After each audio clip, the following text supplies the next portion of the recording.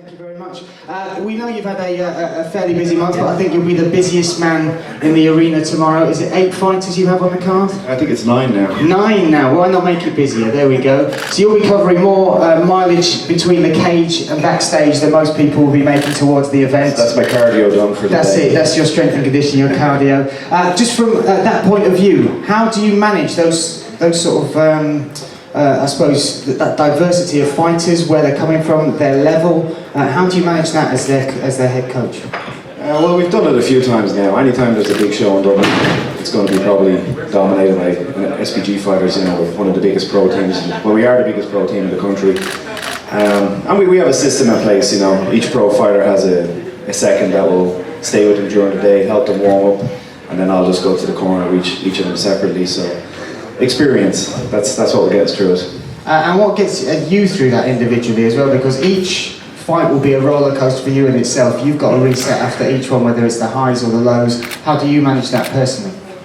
Kind of same answer, experience. You know, this is plus 10 years doing this, so there's nothing I'd rather do. It's not, I don't get nervous, I don't get upset about it. I'm actually, this is my favourite Saturday night. My favourite Saturday night is going to a fight show. That's the absolute best thing in the world for me to do. Fantastic. Well, thank you for joining us, and also congratulations on outdoing the amount of SPG gyms to McDonald's in Dublin. That's absolutely wonderful. Congratulations on that.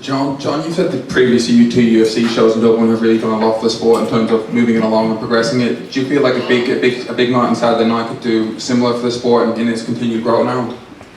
Well, this is the biggest one, and the reason I say that is because of the responsibilities that Bamma have taken on board, raising the safety standards, which is huge, which is going to have a knock-on effect for the rest of, for the UK and the rest of Europe. So I'm very thankful to them, because that was a huge risk. You know, when they announced what they were doing, there's a lot more expense involved for each fighter in order to get their medicals done. But we had to do this. We had to follow the same rule as pro boxing, and and UFC as well, the standard they set. So I'm delighted that's happened. I'm very thankful to Bamma, very loyal to Bamma. I'll always be, hopefully, a big part of their show when they come to Ireland. So Saturday night is the first pro show in Ireland that has introduced these new safety standards. And as a coach, someone concerned about the safety of fighters, that's big for me. So it's an historical night, and on top of that, we have really from top to bottom, as a fan, an amazing fight card. What would you say to some people sitting at home who might have got into the MMA via the UFC and stuff like that? What would you say to them about the talent available and what might be on show on Saturday? It's I sometimes laugh thinking back. I used to run small little amateur. Well, it was pro fights back then. They really were kind of an amateur show. And I remember I had a show with Gunnar Nelson, Conor McGregor, Aisling Davey, Paddy Houlihan, and it was a tenner for a ticket. And I struggled selling them. I'd probably sell it out now, pretty handy. Probably. But what I'd say to fans is this is the chance to look at future stars here. Everybody up on this stage here has, everybody uses the UFC as a measuring scale, and there's no one here on this table that doesn't have the skills to get to that level. And for me, Bamma is more or less it is the top show in Europe, and they don't have to be bound down to the UFC. They're, as far as I'm concerned, these fighters here have a skill level equivalent to anybody that fights on the European cards for UFC. So, for the sake of a couple of euros, and this show is just down the road, this place should be sold out. There's a lot of Irish guys that obviously support that Conor fella, and if they're MMA fans, that's where they should be on Saturday night. That place should be sold out, and we should be deafened for all these guys that are making the walk. Any more questions? We did have a question. Sorry, sir. There you go. Yeah, this one's for John. Just with regards to the foundation of the IMMAF, what are strategies that would you be introducing in the future to keep the progression of the sport going in the country with regards to the training of specific coaches, etc., and referees and cutmen?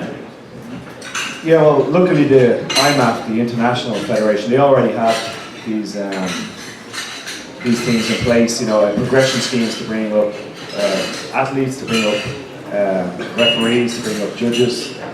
So it's kind of copy and paste, just bring in the systems they already have. Although Saturday night we're not officially regulating the sport, the regulations that BAM have self-imposed would actually probably exceed any regulatory body that was here anyway. There is one amateur contest on the bout. See David there in the background. He's the fighter, and we are the regulatory body for that amateur fight. But moving forward, we had Battle Zone there a couple of weeks ago, and the safety standards that were at that show, which was an all-amateur show, far exceeded anything that was done on professional shows previous to what Bamma have done. They basically had an EOR room on site on the night. All the fighters now have to get annual medicals and biannual blood tests. They all have to get a pre-fight medical, which back in the day was, "You all right?" That was a pre-fight medical. Now it's blood pressure and full examination from the doctor, and post-fight as well. So the safety standards that have been introduced over the last 12 months, which, although like I said, the IMMAF, the Irish body, doesn't have any powers as yet. We're working our way through the Sport Ireland process so that we do become the national governing body. But what we are able to do as a collective, because all the coaches with all the fighters are part of this, we can collectively lean on local promoters and say, listen, we're not going to supply fighters unless you meet our rules and regulations.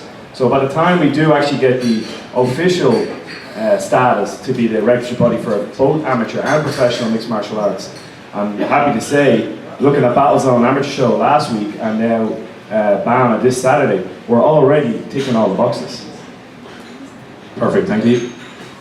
Any other questions? John just reminded me of a funny story. I once got a medical, I wasn't in the show, and the doctor looked at me and he looked at my hands and my feet and he said, 10 fingers, 10 toes, okay. And that was it, medical done. So, well done to Bamma, I feel much safer now. That doctor is a UFC. No one makes the Scouser. And he's actually still a Liverpool, he's actually still a UFC guy. That will do it. First of all, let's thank the panel, Mr. Paul Redden, Ronnie Sahade, David Green, Andy Devine, Scott Kavanagh, Andy Young, and Peter Jim, thank you. Tickets still on sale, tickets still available. Join us on Saturday night for Bamma 26. Thank you for your time as well. Cheers.